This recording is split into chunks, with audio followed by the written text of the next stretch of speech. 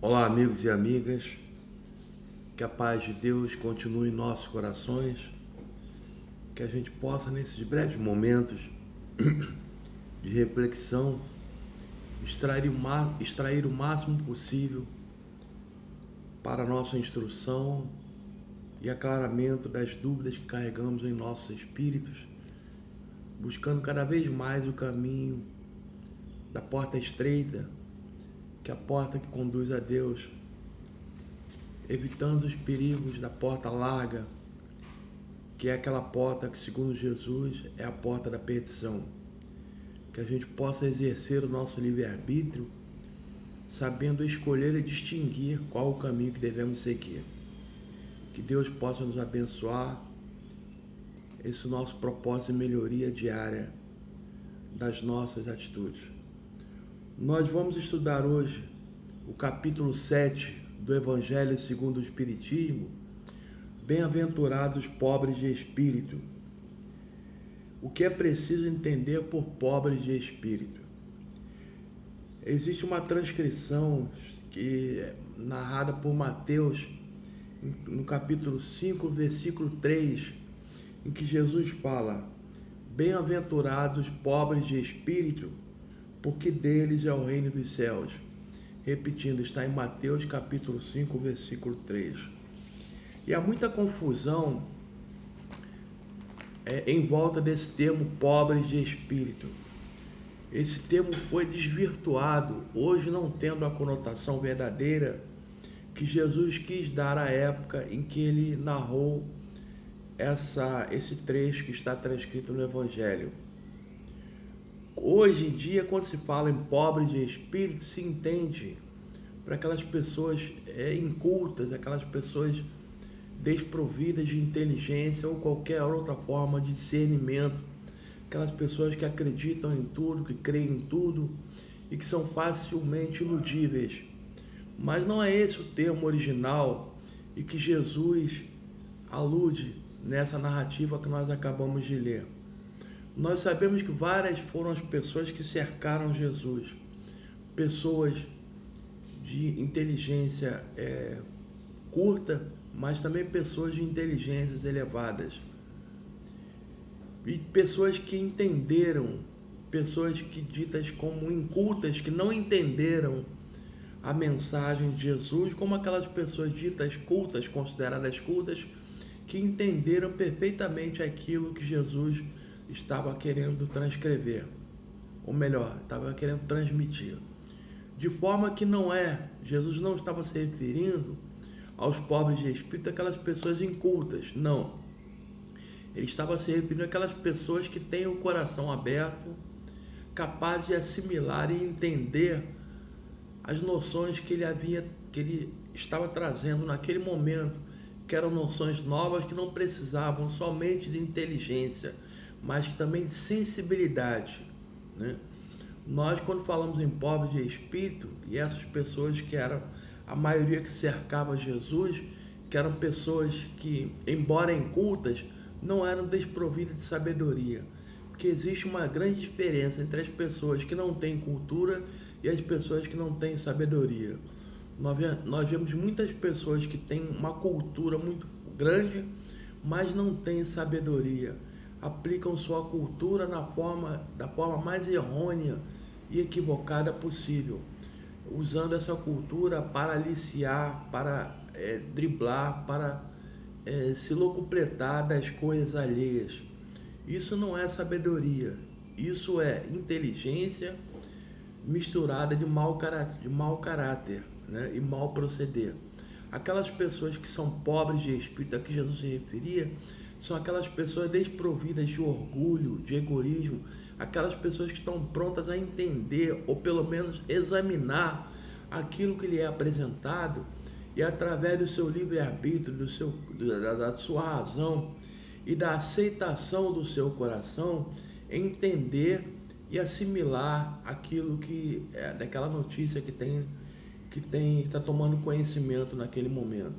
E assim Jesus fez, espalhou o seu evangelho, quando ele fala para os discípulos: vai e prega o evangelho a toda a gente, ou melhor, sem extinção, tanto aos doutos, aos prudentes, tanto aqueles que queriam entender, como aqueles que não queriam entender, mas que precisavam também ouvir, para que isso de alguma forma ficasse guardado e no momento propício viesse a brotar em seu espírito, fazendo com que ela acordasse para o verdadeiro sentido da vida.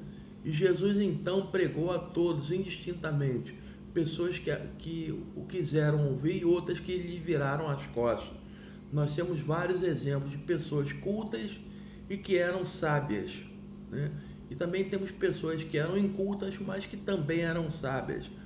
O grande rol de pessoas que seguiam Jesus eram pessoas humildes, pobres de espírito, não pobres de inteligência, pobres de espírito no sentido de que buscavam alguma coisa que lhe saciasse aquela sede de entendimento, de compreensão da vida. E a essas pessoas Jesus se referia de maneira bem clara, e ainda que falasse por parábolas, aquelas pessoas conseguiam entender e apreender aquilo que Jesus estava lhes querendo transmitir. Enquanto outras pessoas de uma cultura bem acima da média daquele momento ouviam Jesus e nada entendiam daquilo que ele procurava transmitir. É o que eles falavam, eles olham, enxergam, mas não veem, né? Bem-aventurados aqueles que conseguem ver e conseguem entender aquilo que Jesus estava querendo propor.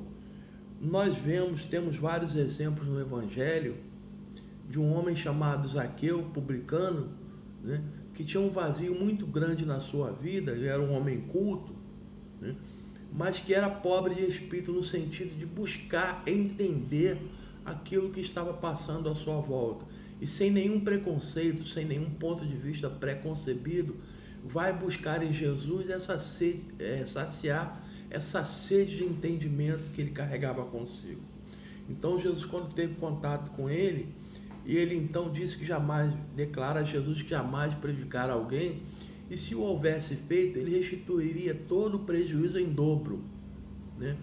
E Jesus fala para Zaqueu: nesse momento essa casa recebeu a salvação, porque aquele era um pobre de espírito, embora sua inteligência fosse acima da média, mas seu coração conservava aquela pureza, aquela vontade de entender o que passava à sua volta, de uma nova realidade que Jesus estava anunciando. E temos um outro exemplo do senador Públio Lentulus, que trava conhecimento com Jesus, né? E Jesus lhe fala claramente de tudo que ele era portador, da mensagem que ele era portador, e esse senador então resolve não seguir Jesus, preferindo conservar o seu alto posto no consulado romano. Esse não era um pobre de espírito, mas era um espírito cheio de orgulho, que não conseguia abandonar o seu posto, que lhe trazia status e posição de destaque na sociedade. Então esse não conseguia entender a nova verdade que batia a sua porta, que não estava pronto a receber aqueles novos ensinamentos. E temos vários exemplos, né, de pessoas, espíritos que seguiam Jesus, e que com essa pobreza de espírito significa humildade na busca de conhecimentos novos, na aceitação, não aceitar tudo, mas aceitar aquilo que está de acordo com a sua razão e com o seu sentimento. Essas pessoas que são aquelas chamadas pobres de espírito, aquelas pessoas livres de preconceito, livres do orgulho, de egoísmo, bem diferente dos nossos cientistas, que só acreditam naquilo que conseguem comprovar, achando que são os maiores gênios da sociedade e que nada está acima deles, nem mesmo Deus. Esses não são os pobres de espírito, pelo contrário, são cheios de si, cheios de orgulho, e que lhes impugna a capacidade de entender tudo aquilo que eles não conseguem explicar em laboratório. Então, que nós possamos nos conservar pobres de espíritos, sempre abertos a entender, a examinar e aceitar aquilo que for digno e bom, principalmente examinando as coisas evangélicas, que com certeza são de boa procedência e o que precisamos para seguir em frente. Como bem disse o apóstolo Paulo: vede de tudo e retende o que é bom. Que nós possamos ter esse discernimento de saber entender aquilo que é bom, aquilo que é lícito e aquilo que nos convém, sempre tendo em nossos pensamentos que a nossa caminhada, o nosso objetivo é atingir a perfeição espiritual que nos está destinada a todos, dependendo de chegar mais rápido ou mais demoradamente, de acordo com a nossa vontade e com o nosso empenho em seguir os preceitos que Jesus nos colocou como metas ou como roteiros a seguir. Muita paz a todos, muito obrigado.